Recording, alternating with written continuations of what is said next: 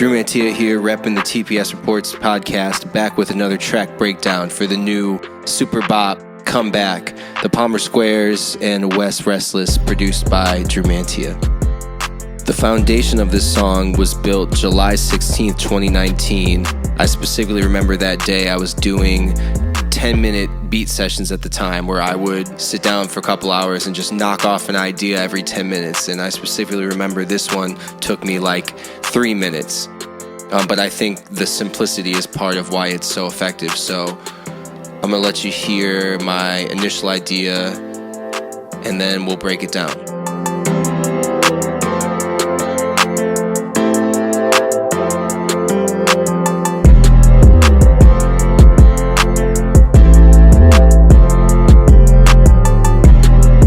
So that clip is mostly what you hear in the finished song. You just got your basic elements, your piano,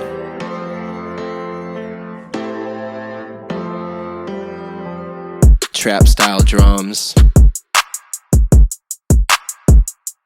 and a fat 808 bass line. And that was the start of it. I prefer to keep the initial ideas really simple when I'm working with a vocalist. I don't want to send them what I think is a finished instrumental track for them to then put their vocals on. I want to send them a basic idea that we can then flesh out together, and that's very much how this song went. When the pandemic quarantine hit earlier this year, I hit the guys, the Squares, with a pack of ideas, the let's get to work during this quarantine idea pack. And they chose to start working on this one and sent it to Wes Restless for the collab, and Wes came up with the hook in his verse, like all the initial writing ideas. Wes really smashed that out the gate. So now you've got my basic beat, Wes's contribution, then Term and Ack write and record their stuff. Then from there it's just simply turning that loopy beat into a song, cutting it up and adding more elements that I'll show you now, like the acoustic guitars, for example.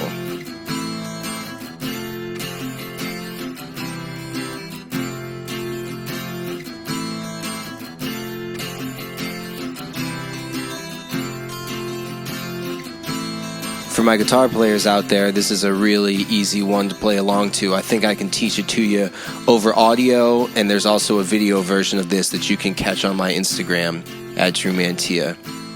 You only need 3 chords, and 2 of them are basically the same. The first is your open C chord, which I'm sure you know, except it's an inverted open C, and all that means is we're going to add the low E string to the chord at the bottom. And if you really want to play it exactly how I played it, then you take your ring finger, your third finger, and lift it off and turn that note into a mute. You dig? Your next chord is an F major bar chord, just bar chord on the first fret. And then an open A minor 7, which is like your open A minor, but you lift your third finger, your ring finger, to open up the open G string. And then you go back to the F bar chord. So that's open C inversion, F, A minor 7, F.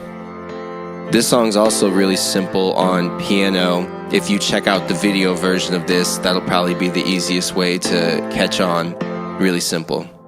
After sprinkling in some guitar throughout the track, I added a little bit of extra keys, such as this organ part, nice organ pad. That's my favorite sounding instrument, the sound of a Hammond organ. Those parts cover most of this song. It's just how those parts interact and drop in and out from each other is really the whole thing. There's some different keyboard parts that I switched up on Ack's verse. He wanted his verse to have more of a straight up rap verse vibe and less of like the acoustic guitar vibe. So we switched that up a little bit, but really simple track. I think that's why it hits emotionally. Also just well written by Wes and the Squares. And hopefully y'all love it as much as we do. We're really excited about this one.